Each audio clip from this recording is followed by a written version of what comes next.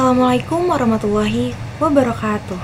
Perkenalkan, saya Hikmah Nur Azizah dari Prodi Bimbingan Konseling Islam kelas 1A dengan NIM 12440100018. Nah, pada kesempatan kali ini saya membawakan materi yang sangat menarik. Tapi sebelum kita masuk ke dalam materi inti, saya akan menjelaskan 5 unsur dakwah terlebih dahulu. Pasti teman-teman pada penasaran gak sih, apa aja sih 5 unsur dakwah tersebut? Nah, yang pertama ada dai atau pendakwah, orang yang menyampaikan pesan tersebut. Untuk dai kali ini adalah saya sendiri. Lalu, poin yang kedua ada mad'u atau sasaran dakwah. Orang yang menjadi target dakwah kali ini adalah teman-teman online sekalian yang merupakan mahasiswa baru. Lalu, poin yang ketiga yaitu maudu atau materi dakwah. Tema atau materi yang akan kita bahas pada hari ini yaitu ketenangan dalam menghadapi tantangan sebagai mahasiswa baru. Nah, poin yang keempat ada uslub atau metode dan cara penyampaian. Saya sendiri menggunakan pendekatan yang informatif dan persuasif. Lalu untuk poin yang terakhir ada wasilah, media atau sarana dakwah. Penyampaian saya kali ini wasilahnya melalui forum digital yang saya share melalui platform YouTube. Oke, teman-teman semua udah mengetahui nih unsur-unsur dakwah yang akan saya pakai. Langsung aja kita masuk ke materi inti.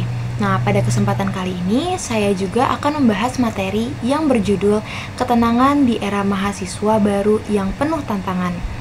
Tema ini tuh pasti sangat relevan, terutama bagi teman-teman yang sedang menjalani kehidupan sebagai mahasiswa baru. Kita semua tahu ya, bahwa perkuliahan itu adalah waktu yang penuh dengan perubahan dan tantangan. Tapi, di balik itu semua, ada satu hal yang sangat penting untuk kita miliki, yaitu ketenangan hati. Nah, teman-teman juga pasti udah pada gak sabar kan untuk materi kita kali ini. Mari kita eksplor bareng-bareng gimana sih cara mencapai ketenangan di tengah berbagai kesibukan dan tekanan yang kita hadapi. Baik, untuk masuk ke dalam materi inti, izinkan saya untuk membukakan kembali. Bismillahirrahmanirrahim. Assalamualaikum warahmatullahi wabarakatuh. Alhamdulillahirabbil alamin, wassalatu wassalamu ala asrafil anbiya'i wal mursalin wa ala alihi wa sahbihi ajmain, amma ba'du. Teman-teman online sekalian, pada kesempatan kali ini saya membawakan tema yang mungkin sangat relevan buat teman-teman semua dan juga semoga dapat memberikan inspirasi serta bimbingan bagi mahasiswa baru. Sebagai mahasiswa baru, kita tuh memasuki fase kehidupan yang pasti penuh dengan harapan, impian, dan juga bahkan ketantangan gitu kan. Di tengah kesibukan kuliah, organisasi, atau kehidupan sosial lainnya, pasti kadang tuh kita ngerasa kayak tertekan, hilang arah, bingung tujuan kita tuh mau apa gitu kan. Tapi teman-teman semua tuh tahu gak, kalau misalnya ketenangan adalah kunci menghadapi itu semua. Kenapa? Karena di awal perjalanan ini penting banget buat kita tuh kayak memahami suatu tantangan yang akan kita hadapi ke depannya. Kayak kita tuh bakal berhadapan dengan banyak hal seperti teman-teman baru, lingkungan baru, dan juga tuntunan akademik yang jauh lebih tinggi. Nah, tantangan ini juga bisa datang dari mana aja, seperti dari akademik, dari sosial, atau bahkan dari emosional. Tantangan-tantangan ini juga menjadi bagian proses belajar, tapi jika kita tidak bisa mengelola dengan baik, akan mengganggu ketenangan jiwa kita sendiri. Nah, oleh karena itu, penting banget nih buat kita untuk mengetahui cara menghadapinya itu seperti apa. Kalau menurut saya sendiri, salah satu cara terbaik untuk menemukan ketenangan adalah melalui ibadah. Seperti yang ada dalam surat Al-Baqarah ayat 153, Allah berfirman, "Wahai orang-orang yang beriman, mohonlah pertolongan kepada Allah dengan sabar dan sholat. Sesungguhnya Allah beserta orang-orang yang sabar." Jadi ibadah itu bukan hanya kewajiban, tetapi juga sumber ketenangan. Saat kita melaksanakan sholat, kita membaca Al-Quran, kita berdoa, kita meminta pertolongan kepada Allah, hati kita tuh pasti kayak ngerasa tenang, terus kayak damai gitu kan. Jadi teman-teman tuh harus kayak luangkan waktu setiap harinya untuk beribadah dengan khusyuk. Karena ibadah itu harus kita jadikan sebagai rutinitas harian yang emang gak boleh kita lewatin gitu kan. Kalau misalnya kita melewatkan, kita pasti ngerasa kayak gelisah, kayak ada yang ngeganjel gitu kan. Jadi kalau bisa, tapi harus ya teman-teman, gak boleh ninggalin kewajibannya.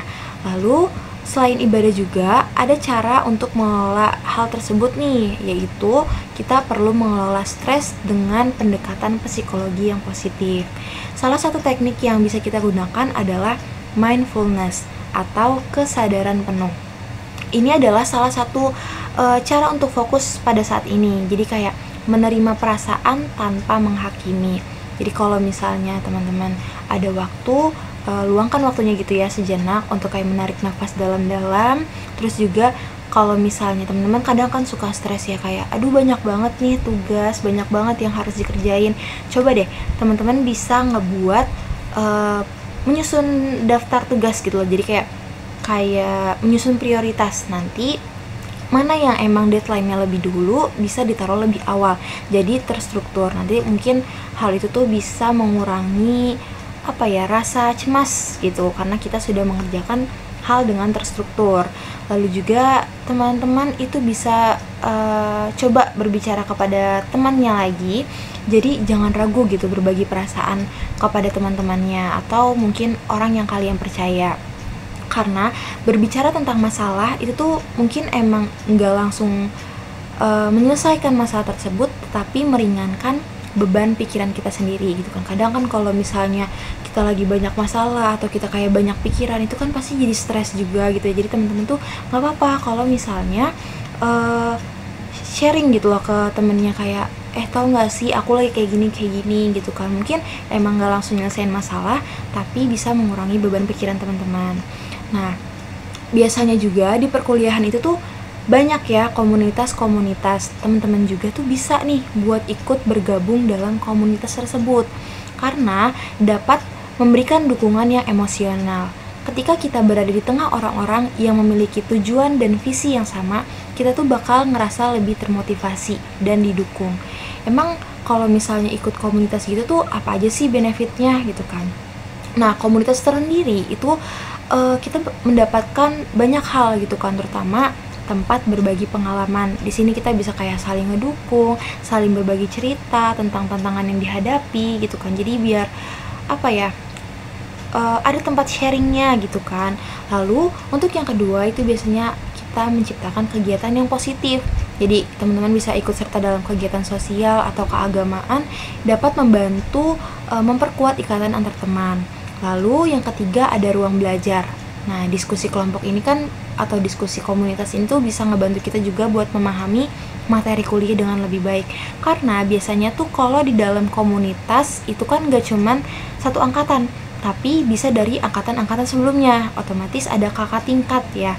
Nah, kalau misalnya ketika kita lagi ada kumpul itu, kita bisa nih nanya-nanya ke kakak tingkat, kayak Teh boleh minta tolong jelasin materi yang ini, siapa tahu kan akang atau tetehnya itu kan pernah ya, bukan nggak pernah tapi pasti pernah melewati materi tersebut, dan kita minta menjelaskan kembali kepada beliau, karena kan kakak tingkat tuh biasanya sudah melewati materi-materi yang lagi kita bahas sekarang.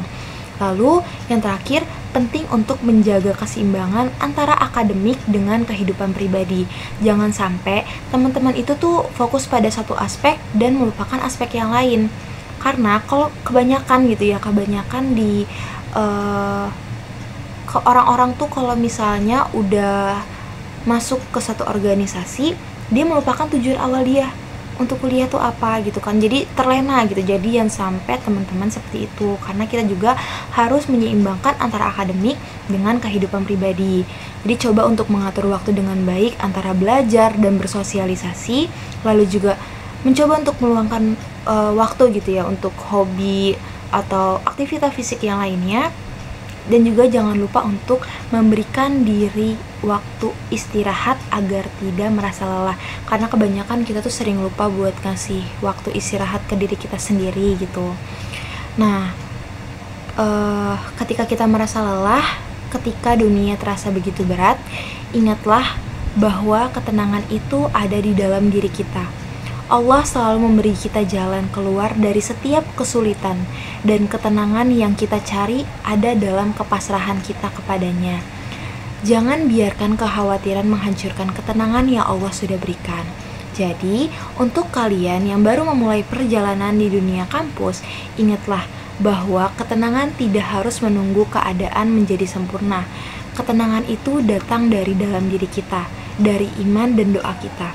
Dengan mendekatkan diri kepada Allah, insya Allah kita akan selalu diberikan ketenangan, walau dunia di sekitar kita penuh dengan tantangan. Jadi, mari kita berdoa agar Allah memberikan kemudahan dalam setiap langkah kita dan menjadikan perjalanan ini tuh sebagai ladang pahala bagi kita semua. Semoga setiap langkah kalian atau setiap langkah yang kita jalani membawa berkah, ketenangan, dan keberhasilan. Amin. Mungkin cukup sekian materi yang saya bahas pada kali ini. Semoga bermanfaat. Wassalamualaikum warahmatullahi wabarakatuh.